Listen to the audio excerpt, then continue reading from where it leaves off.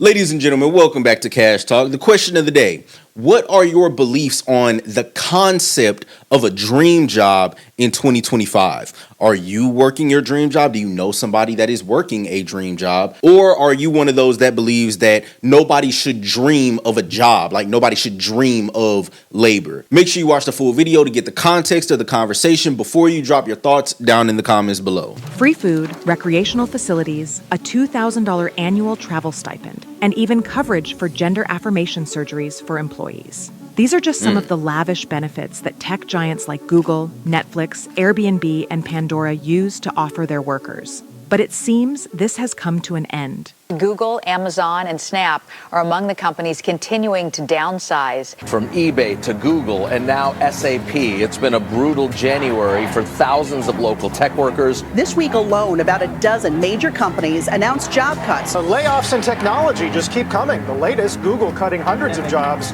18,000 employees will be let go, almost twice as many as Amazon was planning. Other companies announcing layoffs so far this year include BlackRock, Universal Music Group, Duolingo, and the messaging platform Discord. So far in 2024, about 75,000 tech workers have been laid off, and this number is increasing. So why is working for a big tech company no longer a dream job? Okay, so just for the sake of the video, right? We're talking about tech here. The video is about tech companies no longer being considered dream jobs, but I titled the video and chose the topic the way that I did because I believe that a lot of these principles, a lot of the things that we're going to discuss apply to all jobs right now. Just my, I guess, general thoughts on the topic.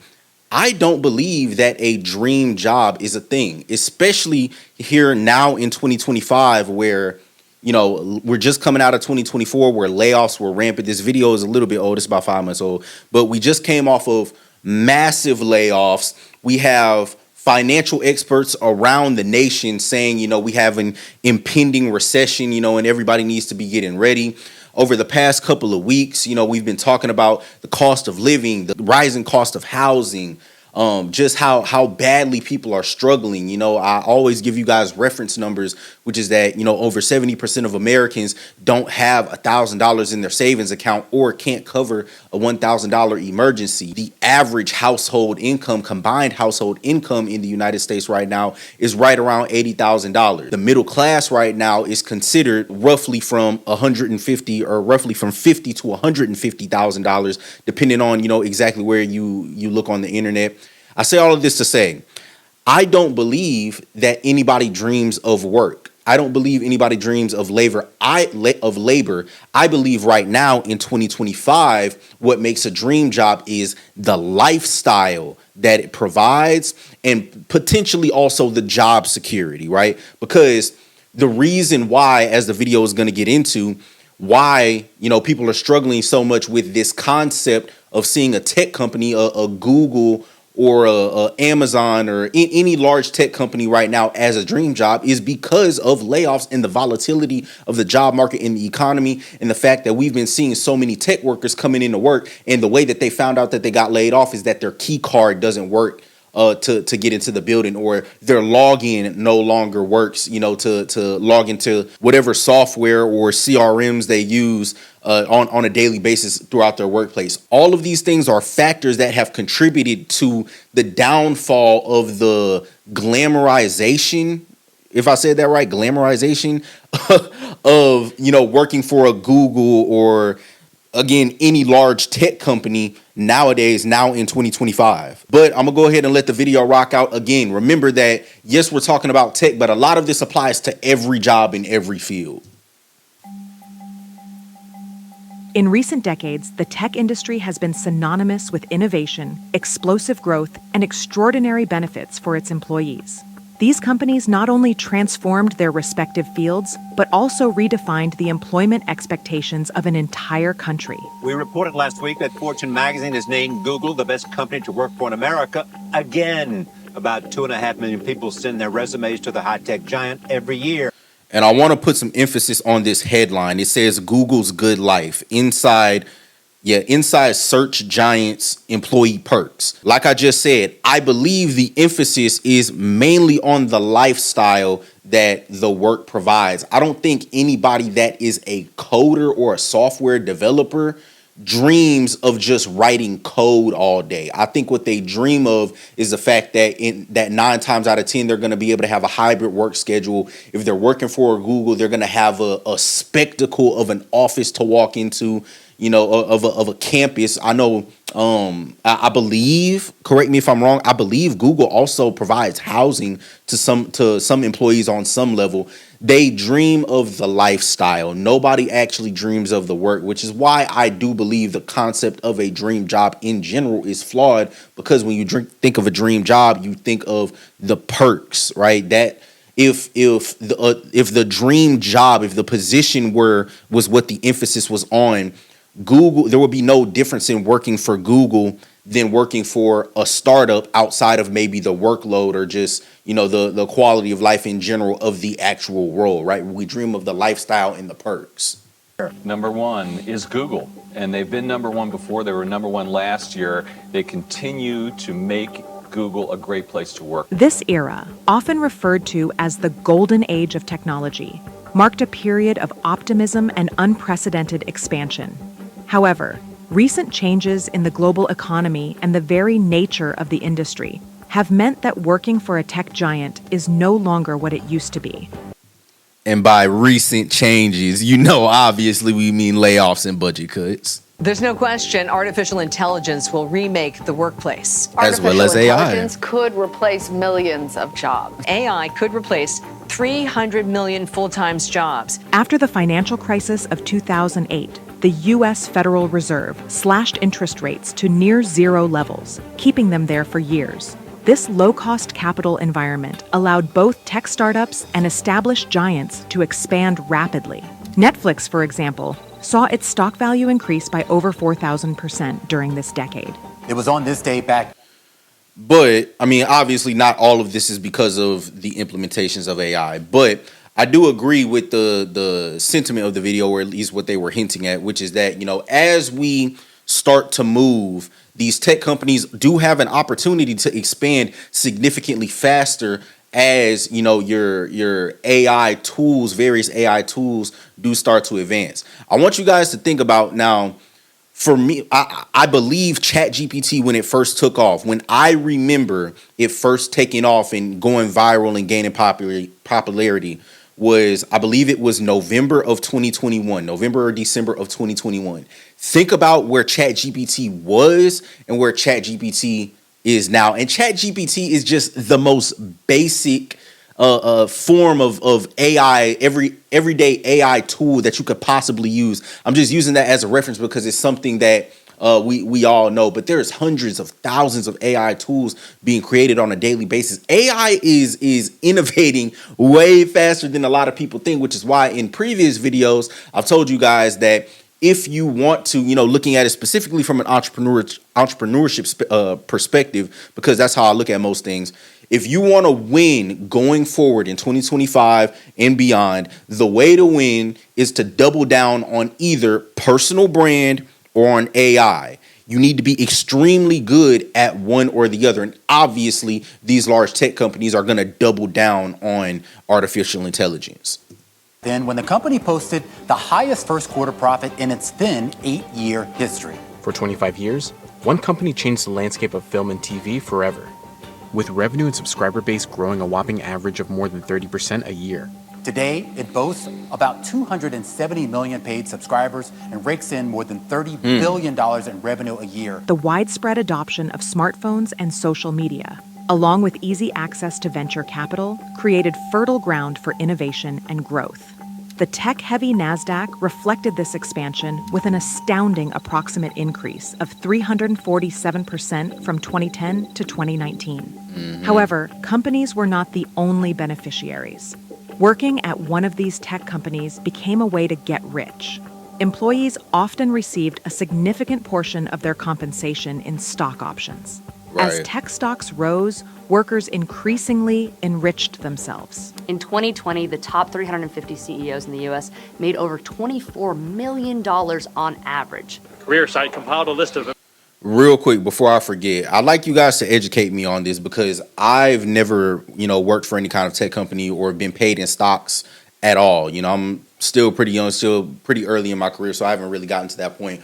But I have heard before of people moving companies and losing the stocks because, they didn't cash them out, or maybe they just forgot that they had them, or it was something that they just wrote off and they weren't necessarily paying attention to. Let me know, is that true? Is that something that actually happens? How, when you're being paid in stocks, how exactly does that work into your budget? How do you think of that as it relates to your income? America's 15 highest paying companies, but tech companies dominated the list with 9 of the 15 places, including Netflix at number 2 and Google at 13. However, the onset of the COVID-19 pandemic marked a turning point for the industry. Initially, many tech companies benefited from an approximately 125% increase in demand for digital services and software as people stayed home and remote work peaked. More than 44 million Americans have filed for unemployment since mid-March. And it's not even just the tech industry. We've seen this everywhere, that we're not just talking about tech giants. We're talking about, especially you see it in like influencers and stuff, and just all kinds of businesses. People soared during the pandemic, and right around the middle of last year of 2024, a lot of what people built started to come crashing down because they didn't implement timeless business practices. They pretty much just rode a wave, and eventually, a wave is going to hit the coast and even out. So where you might have seen a lot of people eating good because the demand was so high during the pandemic because everybody was inside, if you didn't put the proper systems in place to be able to maintain it, a lot of those opportunities were squandered. Now, we've seen that with a lot of these tech companies that grew way too fast. They hired way too many people. Then on top of AI coming in and outpacing and completely replacing humans in some aspects, that same principle applies to these big tech companies as well. The coronavirus pandemic forced many people to stay home. But despite the ongoing economic turmoil and increased number of businesses shutting down, the country's 5 biggest tech companies are growing and investing in the future. But the prolonged impact of the pandemic, along with rising interest rates in 2022, began to erode the stability of this sector. Layoffs became a common strategy to maintain profitability in the face of fluctuating demand and rising. And I want to put emphasis on what she just said. Layoffs became a strategy to maintain profitability. A couple of weeks ago, I did a video about a woman who was working for a tech company. She was in marketing, though, and she was on TikTok making a video crying because she had 2 master's degree and a bachelor's degree, all in marketing, right? And she was working in the marketing department of this tech company, and she had got laid off. And she was like, how with all of my education can I still manage to get laid off? And it goes to show you 2 things. Number one, no matter how much education, formal education from a school you have, how many degrees and pieces of paper you have up on the wall, none of that will shield you from a layoff when it's time to make budget cuts. And number 2, the most valuable skill that you can have, that you can bring to a company, is in some way the ability to save the company money. That's why on Cash Talk, if you guys go read the description or the bio right up under the channel banner, I say everything comes back to the money, because everything always comes back to the money, especially in a public company that has all kinds of investors, all kinds of numbers and quotas that they need to hit every single quarter. Everything comes back to the money. Giants like Google, Microsoft, and fintech startups such as Block and PayPal implemented significant workforce reductions of around 35%. Indeed, more and more companies have adopted efficiency as a common mantra in recent earnings calls. For example, a memo sent by Elon Musk to the staff at X detailed that the company would cut more than 10% of its global workforce. Thousands of Twitter employees are being laid off as Elon Musk overhauls the company. A new chapter has begun at Twitter, and for half the people who work there, they will not be part of it. It's a Twitter. So for all of those people that worked at Twitter, was working at Twitter your dream job? Now, it is kind of crazy that I don't know the exact percentage or the exact number of employees that were cut by Twitter or X, but I believe that they cut more people than they kept. And the platform is actually still running fine. So it's a question of, right or wrong. Is it right to put all of these people out of a job, or were they in the wrong for, having these positions that essentially overinflated the company and impacted the company's budget? Were the people that created those positions in the wrong? It's a philosophical kind of conversation that we can go back and forth with all day. But essentially, going back to what I was saying previously earlier in the video about, our concept of a dream job, nobody at Twitter really dreams of doing the work that runs Twitter. They dream of the lifestyle and the security. And I'm sure that before Elon Musk bought out Twitter, a lot of those people working at Twitter probably thought that they had some kind of job security because, I'm sure that Twitter was at least somewhat profitable. Correct me if I'm wrong. Correct me if Twitter was losing a significant amount of money before Elon Musk bought it. But when you're working for a tech giant, one of the top 5 social media platforms, I'm sure you don't think that you're going to walk in one day and over half of your team is going to be laid off. Bloodbath. Nearly 4,000 fired in one fell swoop. Half the global workforce. Apple was the first major company to begin layoffs due to the shutdown of its autonomous car project, laying off about 600 specialized workers. This was followed by companies like Amazon, which is cutting about 5% of jobs in its cloud computing division. Although massive layoffs in technology continue to dominate the headlines. According to the government, the labor market remains strong with an unemployment rate dropping to 3.8%.